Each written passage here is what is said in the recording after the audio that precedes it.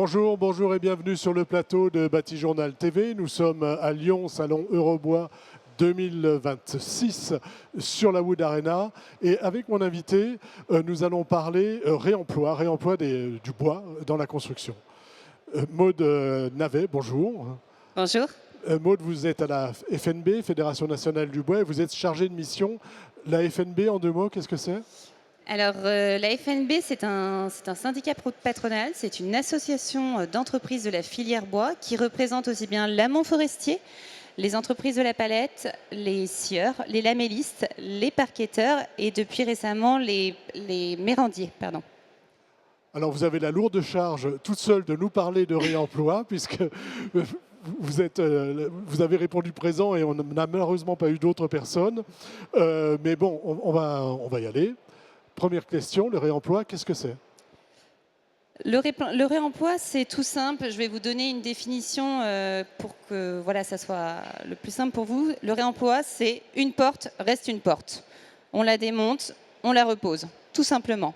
C'est une porte et ça reste une porte, c'est du réemploi. Tout à fait. A contrario, la réutilisation, c'est une porte qui devient une table, une chaise, un sommier. Voilà. Dans la construction bois, dans le bois, là on va parler un peu structure, mais en fait, en réalité, on peut tout réemployer quasiment. Tout à fait. Si on fait le tour des produits. C'est la force du matériau bois, en fait. C'est cette possibilité d'être réemployé. Et pour cela, ce que j'ai oublié de dire, c'est que la FNB, on est présent sur l'aspect normalisation réglementaire.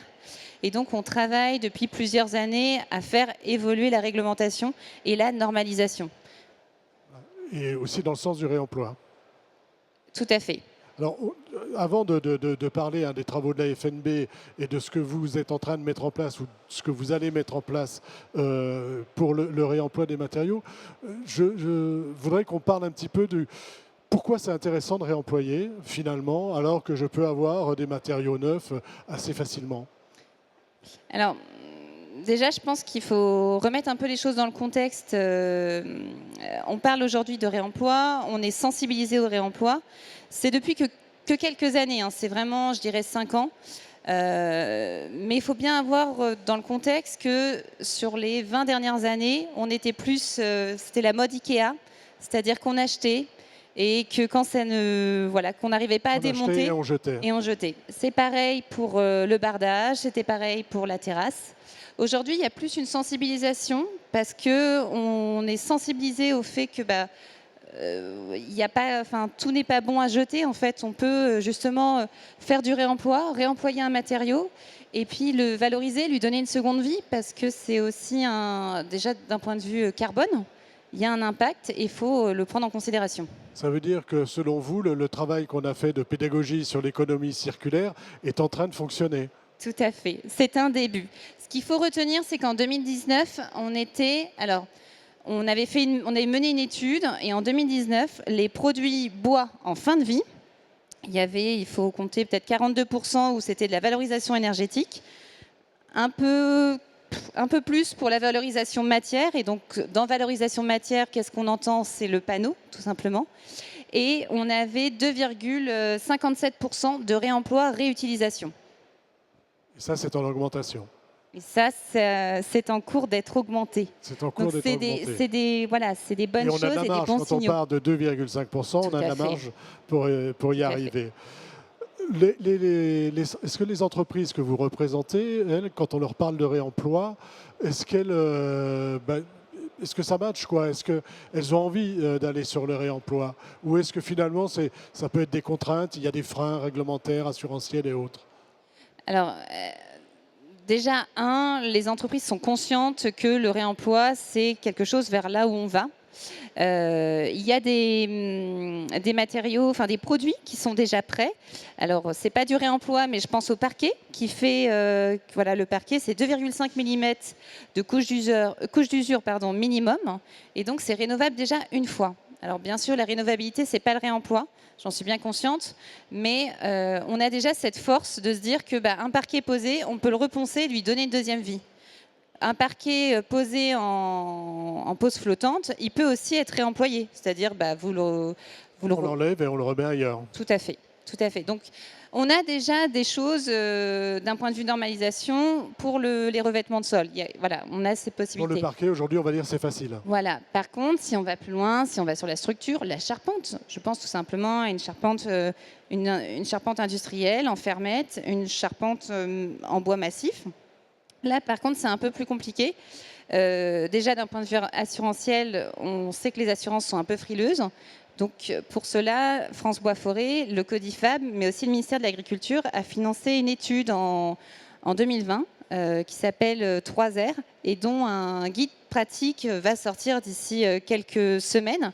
Et dans ce guide, en fait, vous avez un diagnostic comment est votre charpente et comment du coup la démonter puis la remonter ailleurs, ou en tout cas utiliser les bois de charpente pour éventuellement d'autres charpentes. Mais c'est toujours dans l'idée de réemployer, c'est-à-dire une ferme, ça reste une ferme. Tout à fait. Il faut garder, en fait, parce qu'il faut bien se dire une chose, c'est que votre charpente, au cours de sa vie, elle a vécu... elle a subi certaines contraintes, la flexion, la compression. Et donc, je prends l'exemple d'un poinçon dans une ferme.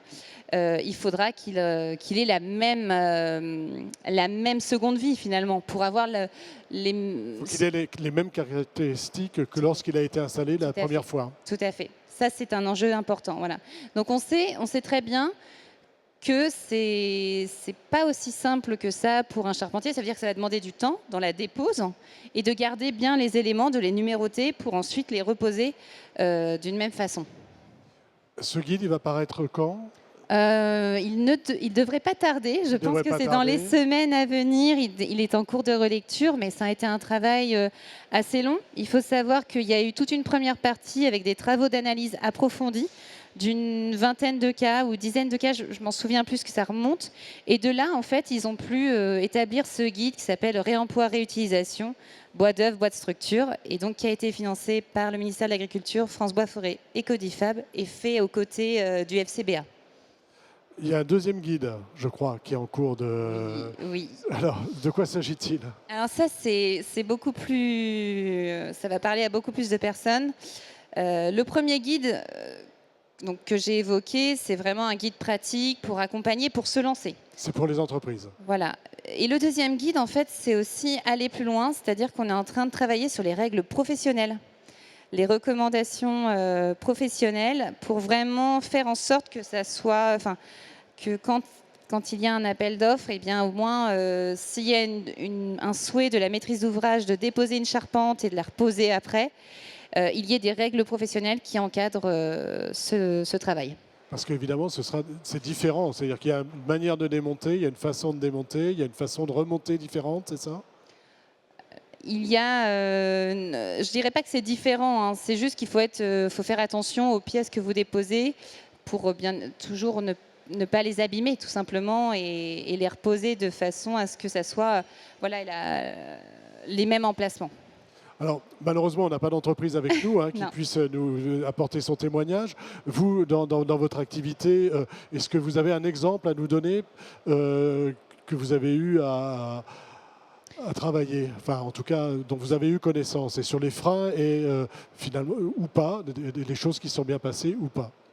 Alors nous, en tant que Fédération nationale du bois, donc on fait la promotion aussi du bois français et donc du label Bois de France notamment, et on travaille en partenariat avec des promoteurs immobiliers.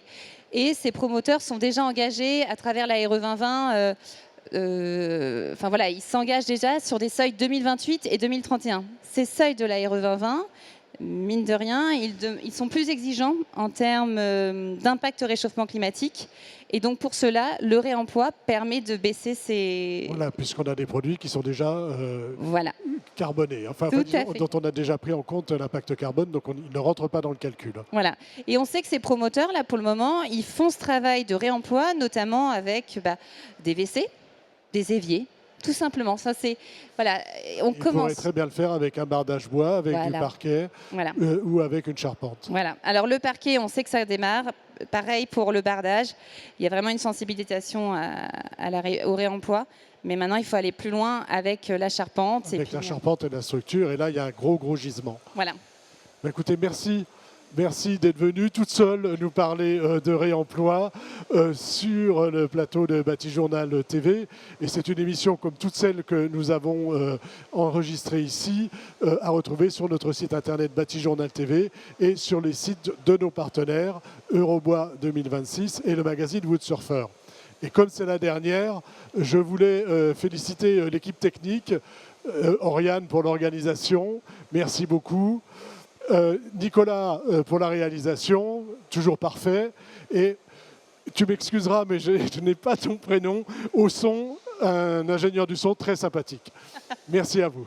Merci beaucoup. Au revoir. Au revoir.